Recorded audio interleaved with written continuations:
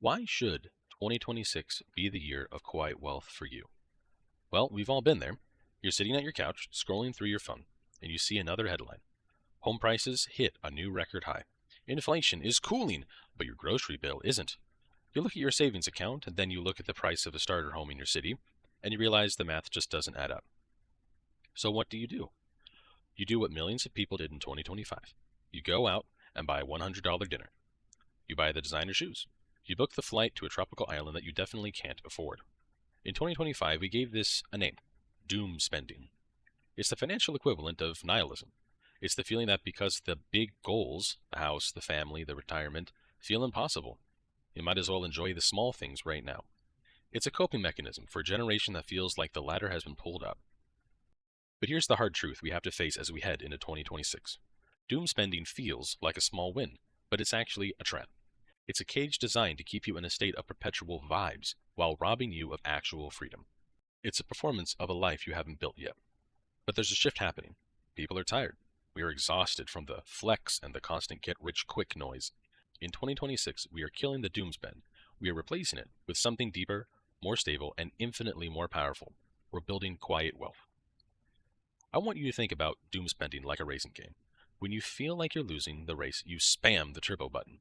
It gives you that quick burst of speed, that rush of dopamine as you pass a few cars, but what happens? You burn out your engine, you overheat, and eventually you're sitting on the side of the track while everybody else, the ones going the speed limit, drive past you. Doom spending is spamming the turbo. It's an expensive distraction from the fact that your engine is empty. Let's look at the safe reality check. Let's look at the math that the gurus don't want to tell you because it isn't sexy. If you take just half of what you currently are doom spending, let's say that's $200 a month on things you don't really need, and you put that into a boring average S&P 500 index, something incredible happens. Over a decade, with a 10% average return, that small amount turns into nearly $40,000. Over 20 years, it's $150,000.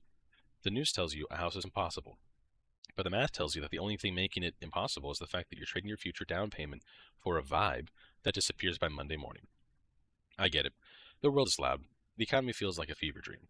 But don't let the noise rob you of your future security. You don't need a miracle to win. You don't need to invent a viral app or hit big on a meme coin. You just need to stop burning your engine out for a temporary rush. There is a massive trend rising at the end of 2025, and I want you to lean into it for 2026. It's called Underconsumption Core. It's the viral trend that taking pride in things that last. It's showing off your 5-year-old iPhone that still works perfectly. It's the flex of a capsule wardrobe where every piece is high quality but used. It's the pride of a pantry full of home-cooked meals instead of a mountain of takeout boxes. Underconsumption is the ultimate pattern interrupt. It's the realization that being average in your spending allows you to be extraordinary in your freedom. Quiet wealth is the flex of not needing to flex. It's the person in the room with the most money in their bank account and the plainest t-shirt. Why? Because when you have a safe, average, and automatic system working for you, you don't need the external validation of a luxury logo to feel like you're winning. You know you're winning because you can sleep through a recession.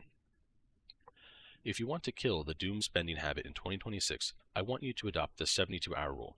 Before any impulse purchase over $50, anything that feels like a doom spend, you have to wait 3 full days. In that 72 hours, the doom usually fades, the dopamine spike drops, and 9 times out of 10, that desire to buy disappears, replaced by a much stronger desire to see your balance grow.